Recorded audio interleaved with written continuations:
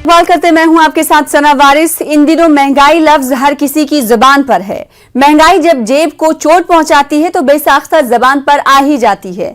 महंगाई के मोर्चे पर कोरोना दौर में आम आदमी को बड़ा झटका लगा है। कीमतों से तो अवाम वाकिफ है, लेकिन क्या आपको मालूम है कि महंगाई के लिए बनाई गई हद को भी इस बार मई में महंगाई ने पार कर लिया है।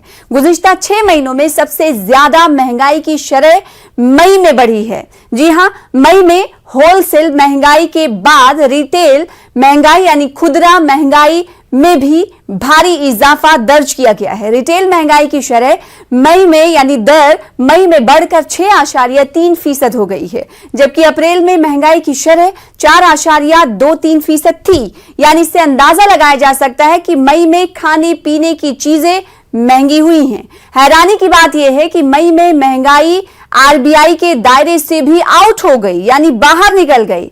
या ये ऐसे समझ सकते हैं कि आरबीआई ने एक हद बनाई हो और कि इतने से लेकर इतने तक महंगाई रही हो, लेकिन महंगाई ने जब अपने पैर पसारे तो उस हद को भी पार कर लिया। आरबीआई ने दायरा 2 से 6% तक तय किया था, यानी आरबीआई के अंदाजे से भी बाहर महंगाई ने छलांग लगाई है, जिससे अवाम परेशान है। तो अपोजिशन लीडरान महंगाई के खिलाफ सड़कों पर हैं। कांग्रेस और समाजवादी पार्टी, आम आदमी पार्टी ने अपनी अपनी रियासतों से लेकर दिल्ली में एहतजाज किया। अपोजिशन पार्टियों का कहना है कि मरकजी हुकूमत हर एंगल पर नाकाम हो रही है। सरकार की गलत पॉलिसी की वजह से बेरोजगारी बढ़ रही है और महंगाई से परेशान अवाम को 2 जून की रोटी का इंतजाम करना भी मुश्किल हो रहा है। आज इसी मौजू पर जानेंगे 2 खास मेहमानों से उनका रुख। प्रोग्राम 2 रुख में सबसे पहले 2 खास मेहमानों का तारुफ करा दें। हमारे दरमियान नेहा बग्गा साहिबा, जो कि तर्जुमान है भारतीय जनता पार्टी के, आपका इस्तकबाल करते हैं। साथ ही साथ एक और खास मेहमान हमारे दरमियान मौजूद है, डॉक्टर अजय उपाध्याय साहब, जो कि स्पोक्स पर्सन है कांग्रेस के, आपका भी इस्तकबाल करते हैं। नेहा बग्गा साहिबा, आपके पास सबसे पहले आएंगे इस सवाल के साथ कि जो महंगाई है वो बढ़ रही है और पिछले 6 महीनों की अगर बात करें खुदरा महंगाई की, जिसे रिटेल महंगाई कहा जाता है, उसके दर में सबसे ज्यादा इजाफा हुआ है। यहां तक कि आरबीआई ने एक अपनी हद मुकर्रर की थी कि 2 से 6% तक महंगाई रह सकती है, लेकिन अब महंगाई इतनी बढ़ी कि उस हद को भी पार कर गई, यानी 6.3 पर पहुंच गई है। क्या वजह है? देखिए सना जी, सबसे पहले तो हमें समझना पड़ेगा कि जो चीजें हम इंपोर्ट करते हैं अपने देश में, अगर अंतर्राष्ट्रीय स्तर पर उनमें किसी प्रकार का कोई फर्क आएगा, चाहे कोरोना पैंडेमिक के कारण हो, चाहे नेचुरल कैलामिटीज यानी कि अगर किसी प्रकार की कोई आपदा आती है, तो उसका इम्पैक्ट उन देशों पे जरूर होगा जो इंपोर्ट करते हैं। उदाहरण के तौर पर अगर आप सोयाबीन का तेल देखेंगी, सूरजमुखी का तेल देखेंगी, पाम ऑयल देखेंगी, जिसको हम लगभग 60 से 70% उसका इंपोर्ट करते हैं, तो आप देखिए कि अर्जेंटीना में पिछले 20 साल में इतनी गिरावट कभी नहीं देखी गई। लगभग 100% जो उनका प्रोडक्शन है सोयाबीन ऑयल का, वो कम हुआ। और वो क्यों हुआ? क्योंकि वहां की क्लाइमेट कंडीशंस अच्छी नहीं थी, सूखा वहां पे बहुत पड़ा। और 100% आप सोचिए कि 100% का उसमें गिरावट आई है उनके प्रोडक्शन में। वहीं अगर आप सूरजमुखी के तेल को देखेंगी तो सूरजमुखी यानी कि सनफ्लावर का जो ऑयल है वो यूक्रेन और रशिया से आता है। रशिया और यूक्रेन में भी स्थितियां वैसी ही बनी ड्राउट के कारण, और 60 से 70% की प्रोडक्शन में गिरावट आई। आप देखिए पाम ऑयल में क्या हुआ? पाम ऑयल में वहां पर जहां पर इसका उत्पादन होता है वहां कोई नेचुरल कैलामिटी तो नहीं थी, पर सरकारों ने तय किया, इंडोनेशिया और मलेशिया की, कि क्योंकि उन्हें बायोफ्यूल की तरफ ज्यादा ध्यान देना है तो वो एक्सपोर्ट कम करेंगे और उसका जो मिक्सचर है उसको मिलाएंगे डीजल और पेट्रोलियम के साथ में, ताकि उनका बायोफ्यूल का जो एक एजेंडा है उसको आगे बढ़ा सके, अपनी पॉलिसी को आगे लेकर जा सके। तो जब हम अपने देश में 60 से 70% इन तेलों का इंपोर्ट करते हैं और नेचुरल कैलामिटी आती है, तो इस बात को समझना पड़ेगा कि अंतरराष्ट्रीय स्तर पर अगर दाम वहां पर किसी वजह से अगर इंपोर्ट एक्सपोर्ट में एक लंबा गैप आता है तो उसका इम्पैक्ट। बग्गा साहिबा, आपका कहना है कि ठीक है, आपने कहा कि इंपोर्ट जो चीजें हो रही है वजह बताई, लेकिन एक्सपोर्ट जो चीजें हम करते हैं उसके दाम में आखिर क्यों बढ़ोतरी हो रही है? नहीं, जो चीजें हमारे मुल्क में हो रही है उसके भी दाम तो आसमान छू रहे हैं। जी सना जी, मैं आपको बताती हूँ कि ये बात बिल्कुल सही है कि इस बार जो हमारा प्रोडक्शन है वो सर्वाधिक हुआ है, पर क्योंकि आपने रिटेल प्राइसिंग की बात की और हम जो चर्चा अभी कर रहे हैं वो लगभग अप्रैल माह के आंकड़ों की कर रहे हैं, तो अप्रैल माह में अगर आप इन्फ्लेशन देखेंगे तो भारत में रिटेल इन्फ्लेशन जो है वो 4.2% है, सब्जी का इन्फ्लेशन -14% है, और वहीं पर खाद्य पदार्थों का 2% है। वहीं पर अगर आप महंगाई के आंकड़ों की बात करेंगे और मोदी सरकार के 7 सालों की बात करेंगी तो उसमें इन्फ्लेशन 4% रहा है। ये एवरेज है और एवरेज ही काउंट होता है हमेशा, खाद्य पदार्थों पर भी 2% रहा है। वहीं अगर आप कांग्रेस के 2013 के कार्यकाल को देखेंगे तो क्या आपको याद है कि प्याज की कीमत क्या थी? 120 रुपए प्रति किलो प्याज मिला करता था। टमाटर, प्याज और आलू को आप देखिए जो मूलतः हर घर में बेसिक अभी हम कांग्रेस के दौर में नहीं होता है। नेहा बग्गा साहब, ठीक है, आप कंपेयर कर रहे हैं, अच्छी बात है, कंपेयर करना चाहिए, पिछली सरकारों को हम भी करते हैं, कंपेयर करना चाहिए, लेकिन अभी जो जनता है, जो आवाम है, अब वो परेशान है। तो अब सवाल ये उठता है कि आखिर मरकजी सरकार किस तरह की स्ट्रेटेजी बना रही ताकि लोगों को परेशानी में मुब्तला करने की बजाय उनकी परेशानी को कम किया जाए। आपके पास लौटूंगी नेहा बग्गा साहिबा। डॉक्टर अजय उपाध्याय साहब, आपको क्या लगता है बतौर अपोजिशन पार्टी कि आखिर इतनी महंगाई क्यों बढ़ी जा रही है? क्योंकि कई वजूहात नेहा बग्गा साहिबा ने पेश की हैं। नेहा जी ने जो बात रखी है अभी, जिस तरह से कि आयात और निर्यात का कंसेप्ट इस महंगाई को लेकर वो समझा रही हैं, मैं तो सिंपल एक प्रश्न था उनसे, जब उनकी बारी आए तो जरूर पूछिएगा कि सरसों का तेल पिछले 1 साल में डबल क्यों हुआ है, अडानी का फॉर्चून और आधार जो है इतना बढ़ा क्यों है, पहली बात। दूसरी बात, जीडीपी इतनी चरमराई है, बेरोजगारी भी बढ़ी है, ईंधन की कीमतें भी आसमान छू रही हैं, और आप यूपीए के दौर की बात कर रही हैं। मैं यूपीए की दौर की भी बात करूं तो जो महंगाई का जो कहीं ना कहीं कनेक्शन तेल से है, हम उत्पाद शुल्क 9 रुपए के लगभग लेते थे और आप 33 रुपए ले रहे हैं प्रति लीटर डीजल और पेट्रोल पे। जहां तक बात महंगाई को लेकर के चर्चाएं चल रही है, जिले इलाही जो है आपके कहते हैं सब चंगा सी, और आम जनता कह रही है सब महंगा ही महंगा सी। ऐसे कैसे चलेगा? सरकारी तिजोरियां तो आपने भर ली पेट्रोल डीजल से 22 लाख करोड़ रुपए पिछले 7 साल में, लेकिन आम जनता की लूट चल रही है। बड़े बड़े पूंजीपतियों को का तिजोरी फूल हो गया और जनता फूल बन रही है। मुझे लगता है कि ये अपने आप में दोहरा चरित्र है। जिस महंगाई के नाम पर और महंगाई का विरोध करके जो सरकार आई, आज वो सरकार सबसे महंगी हो गई है जनता के लिए। 6.3% ये जो है जो इस मई के महीने का है, ये अपने आप में रिकॉर्ड तोड़ है। और यदि थोक की बात करेंगे तो 13% के लगभग पहुंच गई है महंगाई दर। महंगाई नहीं, तो आर्थिक गतिविधियों पर सरकार का ध्यान नहीं है, आपको ऐसा लगता है? तो फिर सरकार का ध्यान कहाँ है?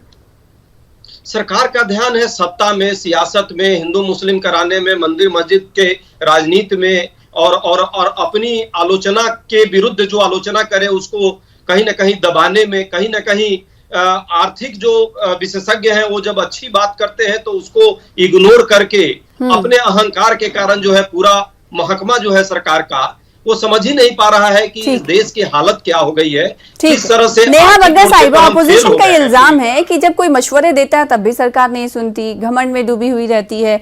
अब जब इतनी महंगाई बढ़ रही है, महंगाई यहाँ नाजरीन के लिए, व्यूवर्स के लिए बताते हुए चलूं कि अप्रैल में अगर थोक, जिसे होलसेल कहा जाता है, थोक महंगाई के आंकड़े के हवाले से महंगाई बढ़ने की दर यानी शरह 11 साल में सबसे ज्यादा ऊंचाई पर दिखी, जिसका जिक्र कुछ देर पहले डॉक्टर अजय उपाध्याय साहब कह रहे थे। तो वही नेहा साहिबा, आवाम बड़े मुंतजिर नजरों से सरकार की तरफ देख रहे हैं कि वो तेल जिसे वो 60, 70, 80 रुपए किलो में खरीद लिया करते थे, वो तेल अब 200 रुपए, 250 रुपए में मिल रहे हैं। खाने का तेल, पेट्रोल, डीजल सब महंगा। बिल्कुल बिल्कुल सना जी, देखिए मैंने आपसे बहुत स्पष्ट बताया कि जब अंतर्राष्ट्रीय स्तर से हम कोई चीजें लेते हैं, इंपोर्ट करते हैं, बहुत साधारण भाषा में बताती हूँ आम नागरिकों के लिए, कि जब हम कहीं से इंपोर्ट करते हैं दूसरे देशों से और वहां पर किसी प्रकार की आपदा आती है तो उसका एक इम्पैक्ट होता है। मैंने आपको बताया कि अर्जेंटीना में सूखा पड़ा और उसकी वजह से 100% 20 सालों में ऐसा कभी सरकार तो टैक्स लेकर, मजीद टैक्स लेकर बढ़ा देती है ना, एक्साइज ड्यूटी आप लेते हैं, कम हो गई। तो क्या सरकारों को या केंद्र सरकार की तरफ से ये नहीं कहना चाहिए कि भाई अब आप थोड़े हाथ कम धीमे रखिए? आप सना जी, इतना समझना पड़ेगा, ये बहुत बेसिक सा है कि अगर कहीं पर प्रोडक्शन 100% कम हो जाता है और डिमांड सप्लाई में एक लंबा अंतर आता है, तो उसमें प्राइसिंग में फर्क होता है हमेशा। और हम लगभग 60 से 70% जो खाने का तेल है, सोयाबीन का, सनफ्लावर का, पाम ऑयल, ये हम इंपोर्ट करते हैं, ये हमारे देश में आता है। ये बात बिल्कुल ठीक है कि सर्वाधिक हमारे यहाँ पर उत्पादन इस बार हुआ है। और जिस तरीके से आपने रिटेल प्राइसिंग की बात की, तो मैंने आपको बताया कि पिछले 7 साल में मोदी सरकार का जो एवरेज है वो 4% का है इन्फ्लेशन का। वहीं पर आप देखिए कि आप जब ऑयल की बात करेंगे तो ये कोरोना पैंडेमिक सिर्फ भारत के लिए नहीं आया, ये कोरोना पैंडेमिक से विश्व प्रभावित हुआ है। और तेल कहां से आते हैं? ओपेक कंट्रीज से आते हैं। लॉकडाउन सिर्फ भारत में नहीं हुआ, लॉकडाउन भी विश्व में अलग अलग कंट्रीज में अलग अलग समय पर हुआ, उसकी वजह से भी एक डिमांड सप्लाई में अंतर आया है। अगर मुझे ये बताना पड़े तो मुझे लगता है कि अजय जी को ये जानकारी होनी चाहिए कि 2014 में जो ये बार बार तेल की कीमतों की बात करते हैं कि हमने ऐसा किया था, तो जी हाँ, आपने तेल की कीमतें कम की थी क्योंकि उस समय ऑयल कंपनीज के ऊपर नियंत्रण भारत सरकार का हुआ करता था। पर आपने सरकार से जाने से पहले क्या किया? आपने ऑयल कंपनी पे जो नियंत्रण भारत सरकार का होता था, एक कंट्रोल जो होता था प्राइसिंग को लेकर, आपने उनको खुली छूट दे दी, उनको मुक्त कर दिया। ऊपर से आपने क्या किया? आपने 1,40,00,000 करोड़ के बॉन्ड ले लिए, जिसमें आज भी भारत सरकार लगभग 9,500 करोड़ रुपए ब्याज के तौर पर प्रतिवर्ष भरती है। अब नंबर 3 बात ये हो गई कि जब हम जीडीपी की बात करते हैं तो मुझे स्वीकार करने में बिल्कुल गुरेज नहीं है कि हाँ, जीडीपी हमारी जो है -7% पिछले साल गई थी, जिसकी वजह से बहुत सारी अर्थव्यवस्था में एक जो स्लो हुआ था वो हुई। पर अब आप देखिए कि लगातार डीबीटी के माध्यम से, चाहे वृद्ध हो, चाहे दिव्यांग हो, चाहे हमारे किसान हो, उनको डायरेक्ट बेनिफिट दिया जा रहा है। लेकिन आम आवाम जो है, जो मिडिल क्लास है, नेहा बग्गा साहिबा, उसके सामने और उसकी जबान पर यही सवाल है, महंगाई डायन खाया जाता, आखिर कब ये महंगाई खत्म होगी? डॉक्टर अजय उपाध्याय साहब, नेहा बग्गा साहिबा ने कुछ देर पहले ये कहा कि 2014 के पहले जो तेल कंपनियों पर कंट्रोल हुआ करता था, उसे आप ने उस हवाले से फैसला लेकर तेल की कीमतों में जो इजाफा हो रहा है उसकी एक अहम वजह है, और साथ ही डिमांड एंड सप्लाई को अहम वजह मान रही है। पहले तो बहन बग्गा जी को मैं पुनः कहूंगा कि एक बार फिर से इस पर अपना रिसर्च बढ़ाएंगी। अच्छी प्रवक्ता हैं, वो पढ़ती लिखती हैं, इसलिए 2004 के आसपास में डीरेगुलाइजेशन की प्रक्रिया इन्हीं की सरकार, वाजपेयी जी की सरकार ने प्रोसेस शुरू किया। 2010 में पेट्रोल पर डीरेगुलाइजेशन की प्रक्रिया हुई और डीजल पर 2015 में मोदी सरकार ने किया। तो इसको स्पष्ट कर लेना चाहिए। दूसरी बात, इसलिए भ्रम फैलता है तो अच्छा नहीं लगता। दूसरी बात, हमने ये जो तेल की कीमतों की बात थी, उस समय हम 108 प्रति डॉलर जो है हम तेल खरीदते थे। आज जो क्रूड ऑयल है, क्या उसका रेट है, पूरा देश और पूरा विश्व जानता है। आज मैंने 65 से 70 रुपए के बीच पिछले 7-8 महीने से चल रहा है।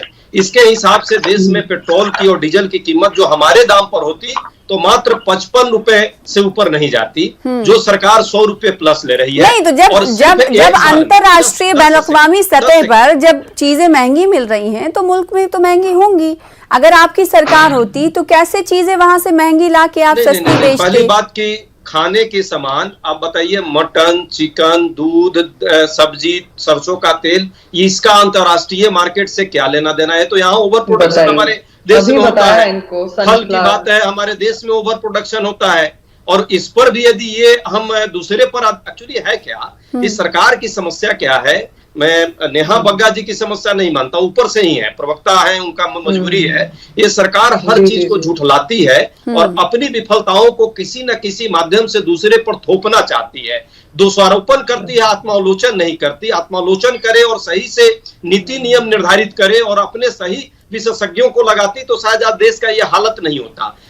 कोविड आने से पहले भी देश की आर्थिक व्यवस्था खत्म हो चुकी थी। 4.5% से कम थी हमारी जीडीपी। बेरोजगारी दर 45 साल में सबसे ज्यादा थी जब कोविड आया, उससे पहले की बात है। कोविड भी एक बहाना इनको मिला है। कोविड के बहाने चाहते हैं गंगा पार कर। ठीक है, नेहा बग्गा साहिबा, बार बार ऑपोजिशन पार्टियां इल्जाम लगाती हैं कि वो अगर बेरोजगारी की दर की बात करें, शरह की बात करें, तो कोविड से पहले हम ये सब जानते हैं कि 40 से 45 साल में सबसे नीचे पर पहुंच गई थी बेरोजगारी की दर। तो अब अपोजिशन पार्टियों का ये कहना है कि अब कोरोना पैंडेमिक आया तो जिसकी आड़ लेकर मरकजी सरकार, केंद्र सरकार कहीं ना कहीं बचने की कोशिश कर रही है और लोगों का। लेकिन वही सवाल है, आप मरकजी सरकार या अपोजिशन पार्टियों की बात करें तो आप लोग इल्जामात और जवाब इल्जामात का सिलसिला जारी रखते हैं, लेकिन आम आवाम का जो जनता है उसका सवाल तो वहीं का वहीं रह जाता है। उसका जवाब कौन देगा?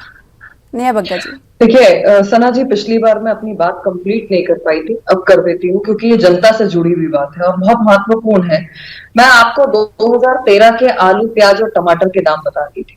शायद अजय जी सब्जी लेने जाते नहीं होंगे तो उन्हें जानकारी नहीं होगी। तो आप देखिए, टमाटर 2013 में 120 रुपए किलो, प्याज 80 रुपए किलो, आलू 60 से 70 रुपए किलो, और आज क्या है, आज टमाटर मिलता है 7 से 12 रुपए किलो, प्याज मिलता है 18 रुपए किलो और आलू मिलता है 20 रुपए किलो। तो एक बात तो ये है, एक बात ये है कि आज ये है, आज मार्केट नहीं जाती है। मैं तो रोज सब्जी मार्केट का दर्शन करता हूँ। मैं भी एक सामान्य लोअर मिडिल क्लास का व्यक्ति हूँ। मैं खुद ही अपना सब्जी खाने का सामान लाता हूँ और मुझे पता है कि क्या किस तरह से हमारी जो है जेब कट रही है और ये सरकार सिर्फ लूट रही है और बिचौलियों का साथ दे रही है, काला बाजारों का साथ दे रही है, जमाखोरों का साथ दे रही है, जिसके कारण आज मजबूरी पूरे देश में। सरकार नहीं चाहती, लगातार बोलना पड़ेगा, इनके पास तथ्य नहीं है। अब आज की सच्चाई ये है, मैं आपको पूरा कंपेयर करके बताती हूँ, मैं बिल्कुल फैक्ट से बात करूंगी, गोल गोल जलेबी नहीं बनाऊंगी। खत्म कर देना जब इनको ये जानकारी नहीं कि कौन सा तेल कहाँ से आता है, हम कितना इम्पोर्ट करते हैं, ये देखिए सना जी, इनके पास कोई तथ्य नहीं है और ये तथ्यों को सामने रखना। अजय उपाध्याय साहब, एक सेकंड, मैं आऊंगी आपके पास, मौका दिया जाएगा। आप देखिए कि इनकी हालत क्या है। ये तेल की बात कर रहे हैं, मैं तो इनसे एक सवाल पूछ लेती हूँ कि मनमोहन सिंह जी, हमारे पूर्व प्रधानमंत्री, मैं उनका बहुत आदर करती हूँ, क्या इन्फ्लेशन था? आप मुझे इन्फ्लेशन बता दीजिए कि 2014 में आपकी सरकार जाने से पहले 13-14 का आपका इन्फ्लेशन रेट क्या था भारत देश का? ठीक, आप ये बताइए। रोजी रोजगार। तो सना जी, सबसे महत्वपूर्ण ये है कि आज एनडीए की सरकार 2014 से लेकर अगर आप 19 तक देखेंगे तो 81 करोड़ का 81 करोड़ हमने 81 करोड़ का प्रोक्योरमेंट व्हीट एंड राइस यानी कि चावल और गेहूं। ठीक है, सरकार ने किया है, कोशिशें सरकार ने की है, लेकिन एट द एंड जो चीजें दिख रही हैं, महंगाई बढ़ रही है, लोगों को ये नहीं समझ में आ रहा है कि अंतर्राष्ट्रीय जो आम जनता है, जो मिडिल क्लास के लोग हैं, जो इतना नहीं पढ़े लिखे हैं, उन्हें नहीं पता है, वो तो सिर्फ और सिर्फ मोदी सरकार को दोषी मानते हैं। नेहा बग्गा साहिबा, नहीं सना जी, जब लगातार अजय जी बोलते हैं तो ये सामने ये दिखाते हैं कि इनके पास तथ्य नहीं है, ये नहीं बता सकते कि मनमोहन सिंह जी के समय इन्फ्लेशन की क्या हालत थी। 2013-2014 की इन्फ्लेशन दर की बात कर रही है डॉक्टर अजय उपाध्याय साहब। आपसे सवाल है नेहा बग्गा साहिबा का। सवाल ये है, अब नेहा बग्गा जी, मैं आपको मैंने वक्त दिया, काफी वक्त दिया। नहीं, ये कहाँ से फैक्ट लाई है? 2013 की सब्जी का जो रेट था वो आज के रेट से वो उस समय महंगा मिल रहा था। ये कौन नहीं जानता है देश में? आपका दर्शक क्या मूर्ख समझ रही है? पूरे देश के दर्शकों को क्या वो समझ नहीं रहा? पूरे देश ने खरीदा है अजय साहब। आज में आप ये ना सोचिए कि आपकी गांधी पार्टी ने तैयार कर लिए थे ये आंकड़े, ये तो देश ने भुगता है। आप तेल की बात करते हैं, आपने जनता का तेल निकाल के रख दिया था। सारा मैं करेक्शन भी कर दूंगा। 2013 में सरसों का तेल कैसे मिल रहा था, कितने रुपए मिल रहा था, आप ही बताइए। क्या 200 रुपए तेल थे या 65 और 70 रुपए तेल मिल रहे थे? आप बता दीजिए इस बात को। उस समय सना जी, क्या इनकी बात नहीं समझ आती कि जहां से हम तेल को इंपोर्ट करते हैं अर्जेंटीना, वहां पर हैवी ड्राउट के कारण 20 साल का सर्वाधिक 100% डिक्लाइन के साथ प्रोडक्शन हुआ है उनका। 20 साल में पहली बार सरकार में 2004 अजय उपाध्याय साहब वो कह रही कि बाहर से चीजें लाई जाती हैं तो महंगी होंगी चीजें, जब वहां पर चीजें नहीं दस्तयाब हैं तो महंगाई बढ़ रही है। मध्य प्रदेश की चली गई थी ये पेट्रोल और प्याज और टमाटर के, इन्हीं के कारण चली गई थी। इनकी सरकार थी वाजपेयी जी की, शायद वही याद है नेहा दीदी को, और इसलिए वो नहीं समझ पा रही है सच्चाई को। सच्चाई समझिए, जनता के पॉकेट लूट रहा है, लोग परेशान हैं, थोड़ा सा रोजी रोटी ऐसा ही नहीं है, कोई रोजगार नहीं है। अभी क्यों राहुल गांधी जी की तरफ काम कर नहीं सकते, उल्टे महंगाई टायर मार रही है उनको। और आपका भैया थोड़ा सा तो समझ के आना उसी था तरह कि जिस तरह से inflation क्या जनता होता है। कर रही है थोड़ा महंगाई तो बता महंगाई। पाते कि आपके अर्थव्यवस्था प्रधानमंत्री ने क्या किया था अर्थशास्त्री जी ने। नेहा बग्गा साहिबा, पास है माइनस महंगाई को 7% कंट्रोल करने के लिए देखिए सरकार ना, के पास GDP क्या से ही कुछ आंकड़ा ऑप्शंस लगा हैं और दीजिए, सरकार देश क्या की अर्थव्यवस्था का काम क्या कर रही है? हालत क्योंकि था, अगर हम देखिए, पेट्रोल और डीजल की कीमत की बात करें, लोगों के जहन में सवाल है जिनको मैं आप तक पहुंचा रही हूँ कि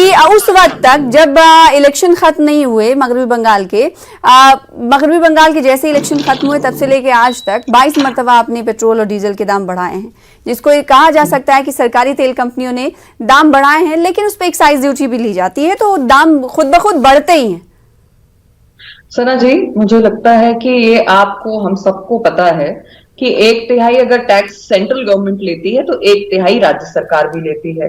समस्या क्या हो गई है आजकल कांग्रेस के प्रवक्ताओं के साथ में कि जहां जहां पर इनकी सरकारें हैं उस राज्यों में तो मुख्यमंत्री बुरा है, और जहां पर ये विपक्ष और जहां पर इनकी सरकारें हैं वहां पर केंद्र सरकार बुरी है, यानी कि मोदी जी बुरे हैं। तो इनकी कहीं पर कोई गलती नहीं है। 1/3 जहां पर ये कम कर सकते हैं वहां एक कदम आगे नहीं बढ़ाएंगे। आप मुझे बता दीजिए कि सर्वाधिक आज अगर पेट्रोल डीजल के कहीं पर दाम है तो वो कौन से राज्य है? गंगानगर इस देश में आता है, दिल्ली में आता है? आप मुझे बताइए अजय उपाध्याय साहब। इसी प्रदेश इसी देश में है कि जयपुर इटली का हिस्सा है? आप मुझे ठीक है, बताइए, जवाब दीजिए। मैं तो पूछ रहा हूँ कि अजय उपाध्याय साहब, जवाब दीजिए। डीजल को क्यों नहीं जब हर रियासतों को लेकर कांग्रेस सवाल कर रही है, जिन जिन रियासतों में आपको मौका मिला है कि आप आवाम के बोझ को कम कर सकें, तो वहां पर क्यों नहीं करते?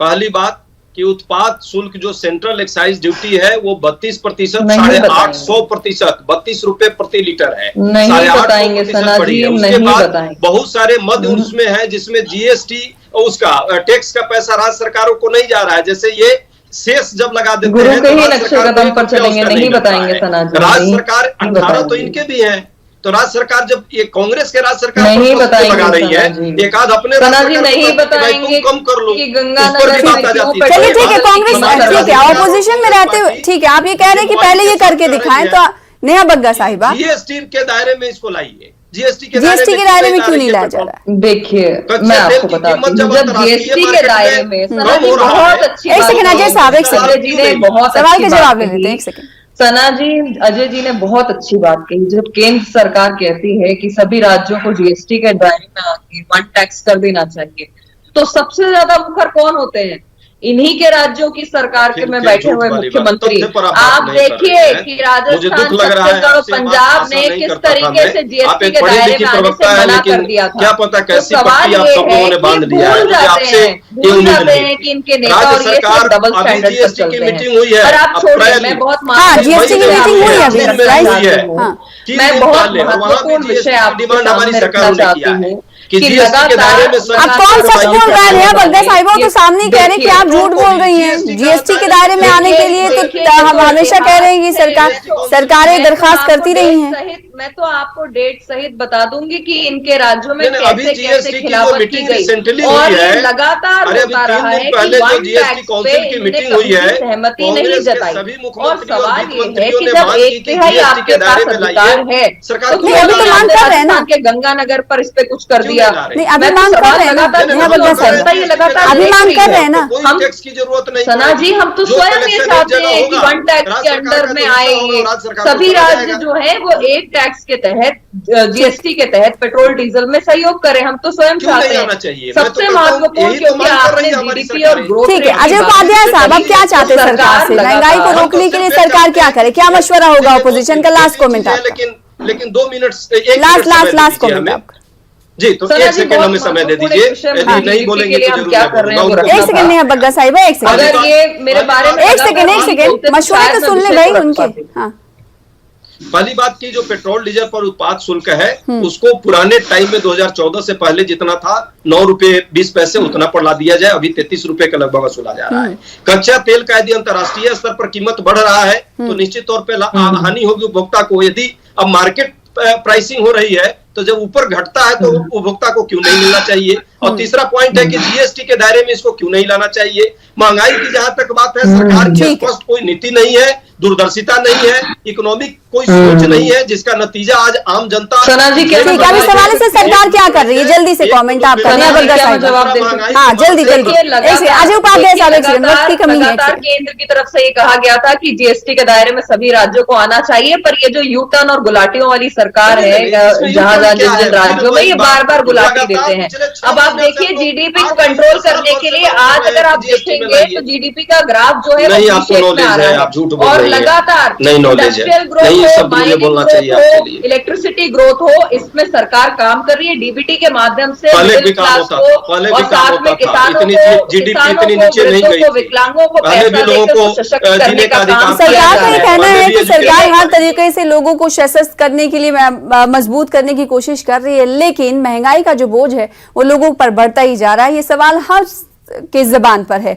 अब यही सवाल उठता है कि सरकार इस हवाले से क्या कुछ इकदाम कर रही है। वहीं ऑपोजिशन पार्टी का कहना है, खासकर कांग्रेस का ये कहना है कि सरकार कहीं ना कहीं इस मामले में नाकाम हुई है। आप दोनों खास मेहमानों का शुक्रिया अदा करना चाहेंगे प्रोग्राम दो रुख में शामिल होने के लिए।